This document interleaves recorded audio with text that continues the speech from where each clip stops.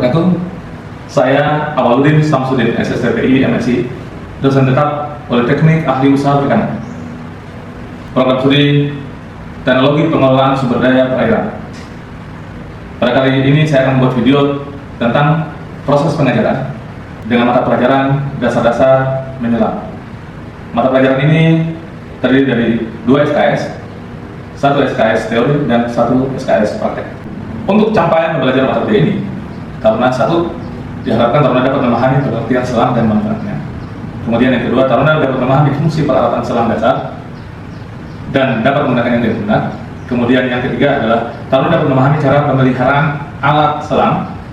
Kemudian yang keempat, Taruna dapat memahami teori fisika yang mendasari aktivitas penyelaman. Kemudian yang kelima adalah Taruna dapat mengidentifikasi penyakit penyelaman. Kemudian yang keenam adalah Taruna dapat mempraktekkan teknik selam dasar. Kemudian yang ketujuh adalah Taruna dapat merencanakan penyelaman dan mengenal lingkungan penyelaman. Selamat menyaksikan video pembelajaran berikut ini. Terima kasih. Duduk siap, gerak.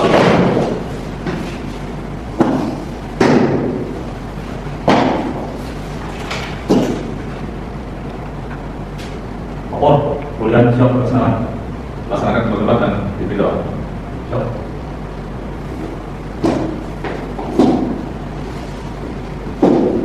Sebelum mengawali kuliah, berdoa mulai.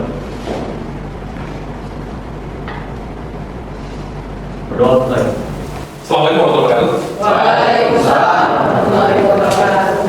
Hai, selamat pagi Taruna kami yang cakap dan tangguh. Pada pagi yang cerah ini kita bertemu lagi. Pasti mata pelajaran ini sangat masih berkelas sama kalian ya, karena ini dasar-dasar menyelam. Kita akan memasuki bawah laut. Bagaimana kita memasuki bawah laut dengan indah dan tenang dan menikmati suasana keindahan laut. Nah, harus kita belajar namanya menyelam. Nah, sebelum kita belajar menyelam, kita harus sudah tahu dulu dasar-dasarnya nih. Dasar-dasarnya itu bagaimana? Apa saja yang kita perlukan, apa saja yang kita persiapkan, alat-alat apa saja yang kita pakai untuk penyelaman. Nah, ini kita akan belajar namanya dasar-dasar menyelam. Nah, selamat datang di dunia bawah air, dunia para penyelam. Nah, kamu bisa menikmati keindahan bawah laut. Ini begitu indahnya Indonesia ini. Indonesia itu tempat berbagai macam jenis terumbu karang dan berbagai macam jenis ikan-ikan hias. Nah, di sana itu kamu pasti bisa menikmatinya kalau kamu bisa menyelam dengan baik dan prosedur dengan baik. Ingat, alasan pertama masuk ini pasti kita harus masuk di dunia bawah. Pertama, bumi ini dengan 70% terdiri dari air, baik air tawar maupun air asin ya. Pertemuannya adalah air tawar. Nah, semuanya terdiri dari air. Ada air asin sama air tawar. Nah, kemudian Indonesia itu surga para penyelam. Kenapa? Kenapa Indonesia surga para penyelam? Nah, karena tadi seperti saya bilang tadi bahwa di Indonesia ini berbagai jenis terumbu karang, keindahan terumbu karang, jenis terumbu karang terbanyak di Indonesia. Kemudian ikan-ikan hias, ikan berbagai unik-unik segala macam ada di Indonesia. Ya, keindahan Indonesia itu luar biasa, dasar luar biasa. Ya, makanya Indonesia surganya para penyelam. Kemudian ada ajaib, unik-unik, kemudian aneh-aneh, ikannya bentuknya aneh-aneh. Ya.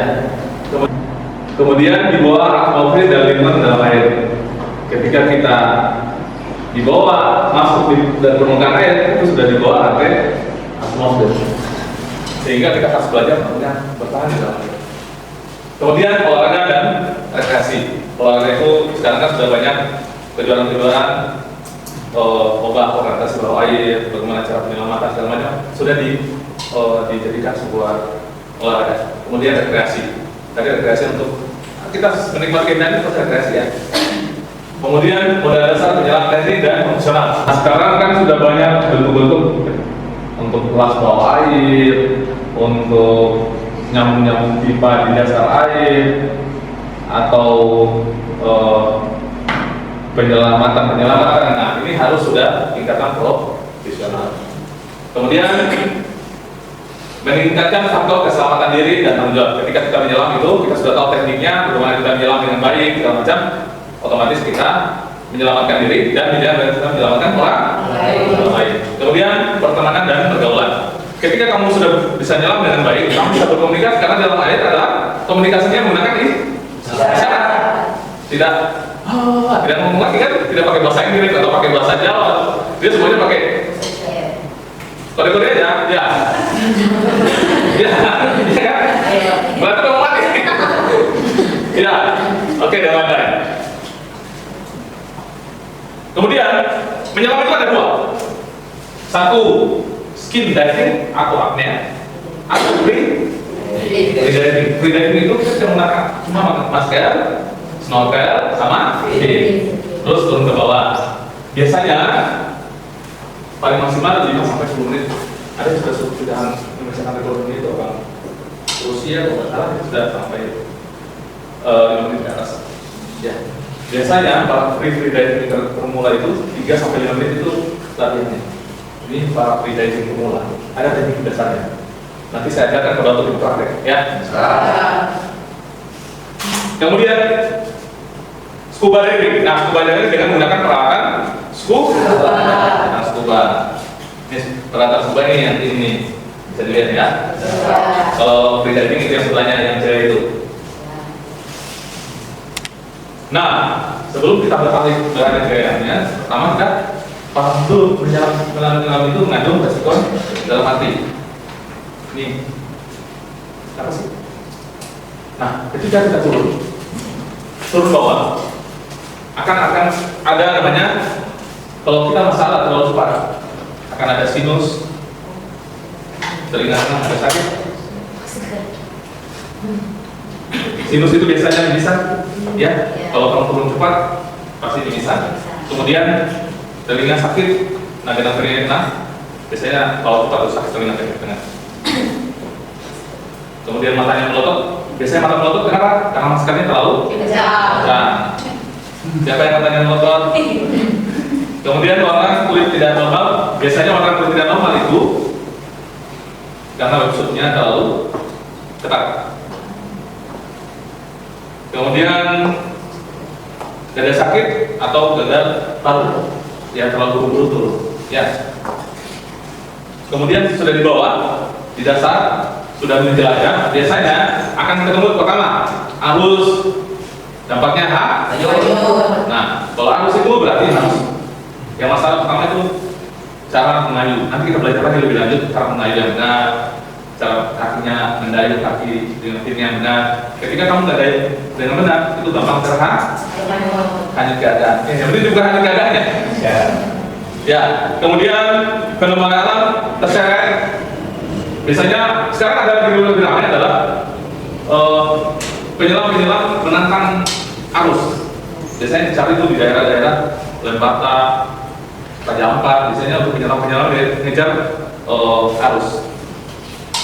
Kemudian binatang berbahaya.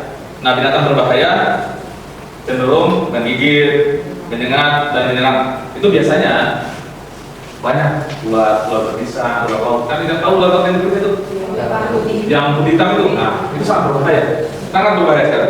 Jangan coba-coba. Tapi dia bisa, kalau orang-orang baju itu dia tahu bisa dipegang dengan santainya. Tapi kalau kita jangan coba ya. Kalau karena mungkin dia tahu dia bisanya caranya gimana. Kemudian kondisi fisik, biasanya kelelahan dan kram. Karena kita menahan arus terlalu kencang selama jam, itu bisa lelah dan kram. Kemudian linglung dan melayang. Kemudian di bawah terbenam. Kemudian berikutnya ketika naik ke atas. Pertama atas blok, kayak melayang kayak terlalu terburu-buru. Biasanya kayak blade. Makanya pelan-pelan naik ke atas. Ya. Kemudian cedera paru, dampaknya cedera paru. Karena posisi paru-paru kita dari kan posisi normal kita turun sampai di bawah, paru-paru kita akan melicin. Paru-paru kita akan melicin. Jadi ketika naik ke atas terlalu buru-buru akan berbahaya. Ya, makanya akan mendapatkan cedera paru-paru. Makanya kita naik ke atas itu harus ada safety, tempat safety stack di kedalaman 5-3 meter. Itu berarti di situ. Berhenti sebentar, normalkan kondisi paru-paru, baru naik ke permukaan. Kemudian sakit karena dekompresi, karena habis tekanan kita tiba-tiba naik ke atas. Ya, paham? Kemudian emergency action. Ini biasanya emergency action ini ketika di dalam kita kehabisan udara, kita berhubungan ke atas. Ya, pertama akan kehabisan udara, kemudian masalah regulator, biasanya free flow. Tahu free flow? Belum ya? Free flow itu ketika udara kita gampang keluar, terus nembus terus. Nah, namanya free flow. Ya, nanti pada waktu praktek saya akan praktekkan. Ya. Kemudian masalah daya pump. Biasanya BCD, out belum tahu BCD ya nanti. Nanti. Kita nanti akan bahas. Kita next aja ya. Karena ini materi yang selanjutnya, ini sebagai gambaran aja. Kemudian menyelam mengandung risiko dalam api. Nah, tingkat risikonya, ketentuan dan prosedur. Ingat, kamu harus ikuti ketentuan dan prosedur. Kemudian kondisi tubuh, jaga kondisi tubuhnya. Kalau kondisi tubuh lagi tidak baik, tidak ada yang jagoan di penyelaman. Ya, ingat, tidak ada yang jagoan di penyelaman. Kalau kondisi tubuhnya dia tidak tahu kondisi tubuhnya maksakan diri. Ya, paham? Ya. Keterbatasan diri. Keterbatasan diri. Baru A1 udah ingin menyelam yang A2 lebih tinggi. Ya.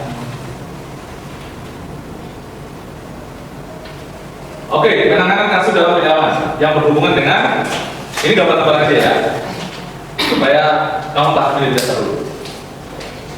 Persiapan alat hilang, ini harus siapin terus. Kemudian cara pasang alat, caranya masangnya itu prosedurnya benar ya. Kemudian problem kesehatan diperiksa dulu. Kalau lagi sakit, lagi flu berat, jangan maksakan. Dampaknya ini bisa tadi kalau lagi flu berat ya. Kemudian kalau pegal-pegal dan ototnya kram, usahakan pemanasan dulu sebelum menyelam. Ya, jangan sok jago langsung nyemplung aja. Kemudian mudah kelelahan, biasanya badan ototnya lagi belum siap kamu menyelam, pasti cepat lelah di dalam air. Oke. Kemudian water entry. Nah, water entry nanti saya jelaskan lagi berikutnya tentang water entry. Kita skip dulu yang ini. Yang penting gambarannya kamu sudah memahami ya.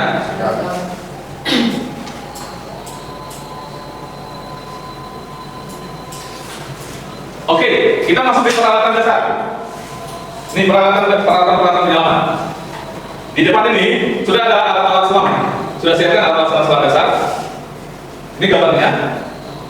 Nah, pertama kita akan ketemu dengan masker. Masker macam-macam nih. Kak. Oke. Nah, ini masker. Masker ada macam-macamnya nih. Ada yang langsung dengan snorkelnya, itu biasanya freediving. Ada yang ada skatnya seperti ini.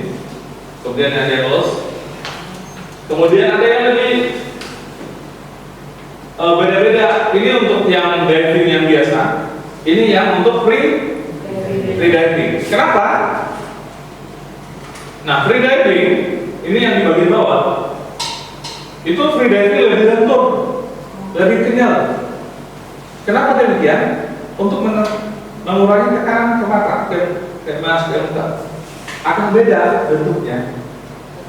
Jadi lebih keras di bagian atas. Makanya lebih elastis. Kalau yang free di bagian bawah nih, bentuknya lebih berbeda. Ini untuk yang masker free diving. Itu yang dari biasa. Ya, bisa dipahami? Ya. Ini ada dua. Udah ya. Kemudian masuk ke snorkel. Snorkel ada dua. Nah, cenderung yang tanpa valve, ini tanpa valve, ini langsung, ini harus menggunakan tenaga nafas untuk membuangnya ke atas, melepaskan air yang masuk ke dalam nostril. Ya. Kemudian yang ini, kalau lihat ini ada valve-nya di bawah. Cukup kita tekan lagi sedikit, buang, akan keluar di bawah air. Ya, tidak repot.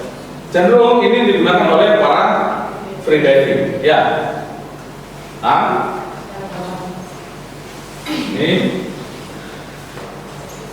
ini mouthpiece-nya, mouthpiece. Sampai sini paham? Ya. Oke, kita masuk di, tahu ini apa namanya? Namanya fins. Waduh, itu tertutup. Fins. Nah, ini yang fins yang biasa untuk menyelam biasa, atau fins yang full. Tahu? Belum ya? Namanya fins full foot. Full ya, tertutup full. Ya, full foot. Ini yang tuh yang sebelah sana tuh. Ini full foot yang tadi ini. Ya. Nah, ini yang open heel. Ini open heel, terbuka dia, heel. Tumis. Ya, yang kedua ini. Ya, ini contohnya. Kemudian, nah di bawah sini ada yang namanya butis. Nah, ini butis bentuknya kayak gini nih, butis. Sepatu selam. Ya, biasanya supaya kita menghindar di karang-karang, takutnya kita salah injak karang, dampaknya kaki kita luka. Nah, ini untuk mengamankan kaki itu. Ya, supaya nggak banget terluka. Kemudian ada satu lagi nih, namanya long fin. Long fin, fin panjang. Nih long fin. Nih, bentuknya kayak gini, long fin. Ini buat free diving. Ya, orang-orang yang free diving ini menggunakan long fin. Kenapa? Supaya kayunya lebih cepat, lebih enteng. Ya, ini jenis long fin. Paham? Nah, kita masuk ke peralatan dasar keseluruhannya. Ya, satu-satu nih. Ini wetsuit. Ini bentuknya kayak gini. Nah, ini wetsuit. Ini wetsuit yang biasa. Ini buat yang free dive. Untuk biasanya para free diving menggunakan wetsuit yang seperti ini. Ini yang untuk perempuan yang berhijab ya. Ada juga bentuknya juga. Ya, bisa pakai ini, bisa pakai ini yang perempuan ya. Paham? Nah, ketebalannya masing-masing berbeda. Makin tebal, makin hangat badan. Nah, ini yang berikutnya adalah di buoyancy control device. Buoyancy control device. Nah, bentuknya berbeda-beda nih. Ada itu single tabung. Ini single tabung. Bentuknya beda. Ini double untuk menggunakan dua tabung. Biasanya lama selam-selam dalam atau butuh selam kerja, butuh selam lama. Ya, kalau penyelam lama biasanya menggunakan dua tabung supaya lebih lama di dalam air. Paham? Atau selam dalam di atas 60. Paham ini ya? Nah, kita beranjak ke mana nih? Apa namanya? Regulator atau oktopus? Regulator atau oktopus? Ini regulator. Ini ada first stack itu ini, ya, yang utama. Karena yang nyambung ke tabung. Kemudian ada second stack, nih. Nggak kelihatan ya?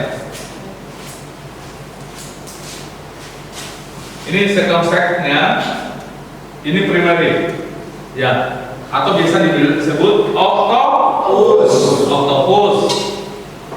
Ini untuk kayak inflator, tapi inflator nanti bagi-bagian dulu tadi itu ada di sini ya. Ini pressure gun. Sampai sini paham? Nah, ini tahu ini apa nih? Pemberat atau biasa disebut weight belt. Macam-macam nih bentuknya weight belt. Nah, pemberat ini supaya kamu bisa tenggelam. Jadi masing-masing orang berbeda-beda pemberatnya. Ada yang dua bisa langsung tenggelam, ada yang harus 5 pemberat langsung tenggelam, ya macam-macam. Ada yang enggak tenggelam. ayo ngatur. Ya. Oke, sekarang kita masuk di isyarat. Isyarat itu adalah bahasa kita bicara di dalam komunikasi di dalam air. Apa ini? Stop. Bukan begini ya, tapi di depan. Stop. Ini apa? Stop. Aduh, sebentar. Ada masalah. Ini apa? Ada masalah. Kalau kayak gini ada masalah. Bukan begini ya, tapi begini. Oleh. Berarti lagi oleh. Ini apa? Oke. Ini oke juga. Ini oke. Ini Oke. oh ini loh. Oh ini loh. Jangan. Ini nyambung ya. Oke. Ini jarak jauh. Ini oke jarak jauh. Kalau orang jarak jauh. Ini jarak dekat. Di mata ini. Ngata. Ya. Ada juga begini nih. Nah, ini begini juga oke. Sebelah itu. Nah, kalau kayak gini apa? Butuh bantuan. Oke, ya, sama oke nih ya. Di depan ada bahaya. Posisinya begini, di depan ada bahaya. Jangan begini, tunjuk itu. Ini ya, begini posisinya ya. Di depan ada bahaya. Apa ini? Bukan oke. Dan bukan oke di darat ya. Tapi kalau begini ya. Apa? Turun. Bukan cemen kau. Nah, bukan ya. Kalau begini bukan cemen ya. Tapi turun. Jangan bukan cemen. Apa? Udara tinggal sedikit. Udaranya tinggal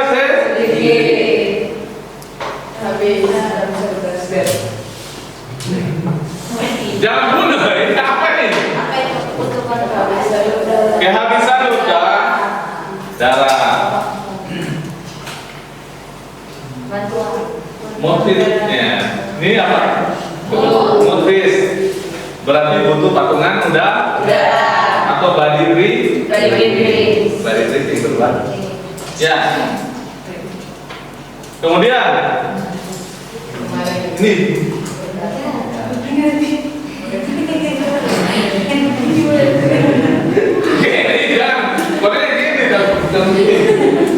iya, nggak ada pada gini.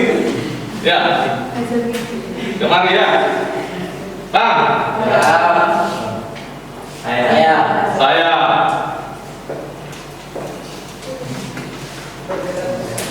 Kalau sini berarti kalau ada komandan ketuaku, biasanya disebut dalam berarti bergeraknya di sini aja, nggak boleh kemana-mana. Ya, paham?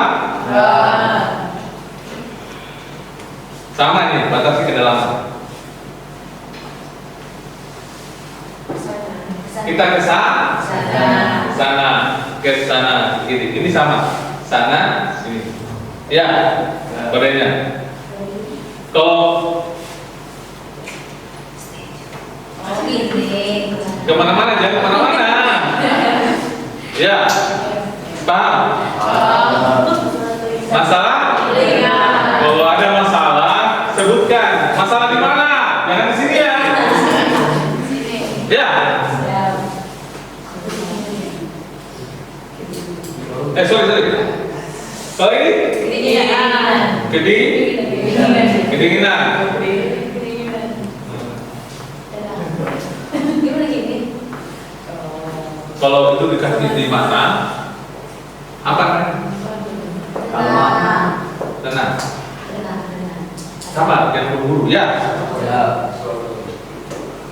Ini hafal nih, nanti pada waktu kita ke kolam nanti nggak tahu gimana. Ya, ini kita ke kolam ya. Kita menyelam. Ini benar. Tetap bersama. Bersama.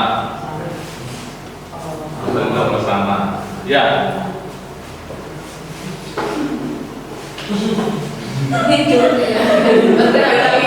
Berarti dia duluan ke depan, ya. Kamu depan, dia di belakang mengikuti. Ya, paham?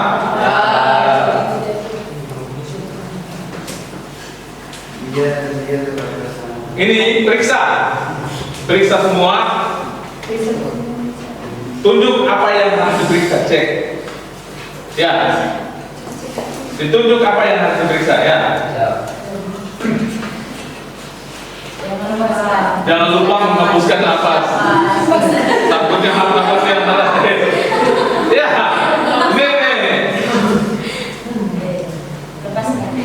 nih, lepas. Jangan. Ya, jangan lupa lepaskan.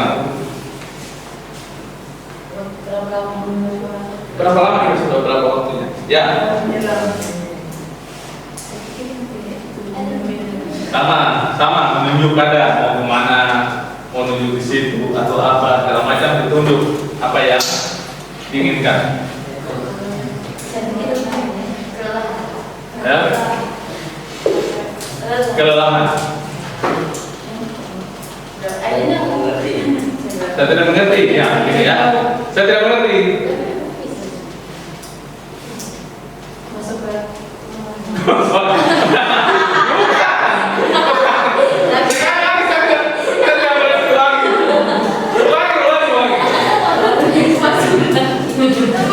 Apa nih?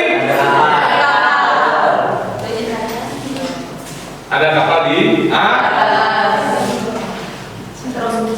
kemudian isyarat itu ada bisa menggunakan pakai tanda atau atau biasa namanya itu apa namanya?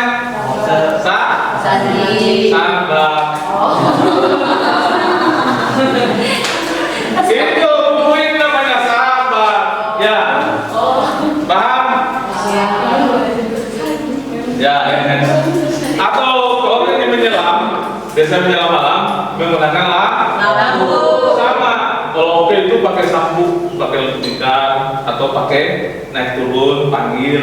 Ya, ingat kalau sudah bergerak begini berarti dipanggil. Kalau bulat berarti oke.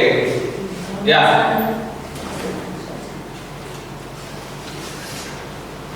Ini pakai tadi sudah pakai ini bendera-bendera para penyelam. Ya, kalau kamu lihat bendera begini berarti di bawah ada diver atau biasanya di depan ditemukan itu dipasang tanda bahwa di bawah ada bendera.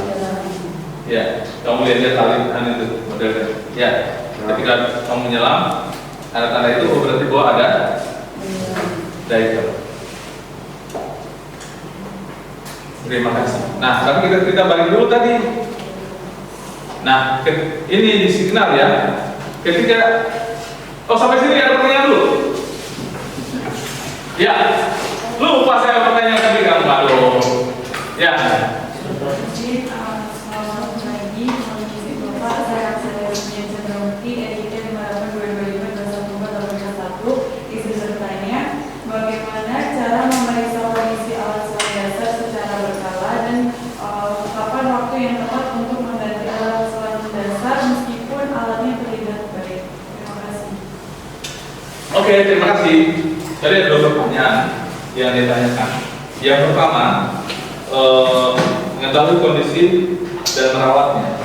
Nah, biasanya ketika kita sudah melakukan penyelaman, kan kalau di laut biasanya kan airnya asin. Nah, ketika asin itu akan berdampak dengan kondisi kualitas karet. Ini kan karetnya, karet mentah. Ya. Ketika setelah dipakai, sesegera mungkin sampai di atas harus sesegera mungkin sebelum dia berkontraksi dengan udara luar. Ketika kena air asin terus kontraksi dengan udara luar, tidak segera kita cuci, dia akan menyatu dan ini kan karbon. Dampaknya bisa merusak kualitas karetnya. Ya, ketika sudah dari dalam air, segera kita rendam dengan air supaya asinnya tadi hilang. Direndam dulu berapa menit. Setelah dianggap sudah air asinnya tadi sudah hilang, dibersihkan, dibilas dengan bersih. Kemudian setelah dibilas dengan bersih, dikeringkan tapi jangan dijemur langsung di panas matahari, terik matahari. Ya, diangin-anginkan supaya dia mengering, tapi jangan langsung di terik matahari. Kenapa? Karetnya akan rusak kalau kena terik matahari langsung. Ya. Kemudian kita kadang-kadang melihat nih karet ini kita lihat masih bagus, tapi pas kita pegang teksturnya sudah kaku. Segera mungkin coba dicek dengan coba ditarik apakah dia masih elastis atau tidak. Kalau dia sudah tidak elastis, takutnya ketika kamu menyelam dia sobek. Sudah dalam air sobek dampaknya berbahaya dengan keselamatan kamu di dalam air. Jadi diperiksa dulu apakah dia masih kaku atau elastis. Ya, dia masih bagus atau enggak. Kalau dia sudah tidak elastis, segera mungkin untuk diganti. Paham? Ada lagi? Ini Pak, izin bertanya. Perkenalkan, nama saya Bina Kusuma. NIT 5721511381. Masih Pak, izin bertanya bagaimana memilih fins yang tepat agar lebih efektif dan efisien saat menyelam. Oke, terima kasih. Nah, biasanya para penyelam pemula supaya karena di penyelam pemula itu kondisi otot kaki belum terbiasa dengan kayuhan yang berat.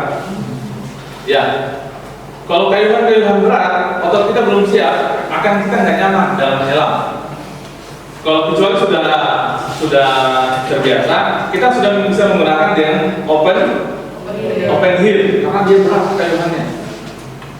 Nah, ketika berat, pasti otot kita akan cepat kelelahan, sakit. Nah, biasanya digunakan oleh para pemula yang biasa menggunakan yang fin yang full foot. Ya, kemudian menggunakanlah kaki yang ukuran kaki yang pas dengan ukuran kaki masing-masing. Ukuran kaki 43 ya. Biasanya di ukuran kaki di standar di fins biasanya 38 40 38, maksudnya 38 per 40. Maksudnya kamu bisa ukuran kaki 38, 39, 40. Kemudian 40 42. 40, 41, 42 bisa dipakai. Atau 42 sampai 44. Biasanya 2 S-nya intervalnya ya. Paham? Gunakanlah ukuran sesuai dengan ukuran kaki kamu supaya pas. Jangan ukuran kecil, gunakan ukuran 4. Nah, repot itu. Nggak bisa menyelam, namanya jojo. Ada yang lepas. Ya. Paham? Ada lagi yang kan? Cukup? Nanti ini adalah teori dulu tentang bagaimana alat, bagaimana hand signal. Nanti kita akan praktekkan nanti di kolam, langsung bagaimana kita cara menggunakan alatnya, alat ini bagaimana, cara pasang maskernya bagaimana. Ini berbeda ya, cara masangnya supaya rapi, telinga jangan kejepit, supaya kita nyaman. Kemudian posisi karet yang di belakang ini terpasang dengan baik, itu harus dipraktekkan. Langsung kita nanti pada waktu praktek di kolam ya. Terima kasih. Mungkin pertemuan pada hari ini kita cukupkan. Nanti kita lebih intens lagi pada waktu di kolam. Karena kita langsung mempraktekkan dan langsung kamu lakukan langsung sendiri. Ya, pertemuan kita pada hari ini kita cukupkan. Terima kasih.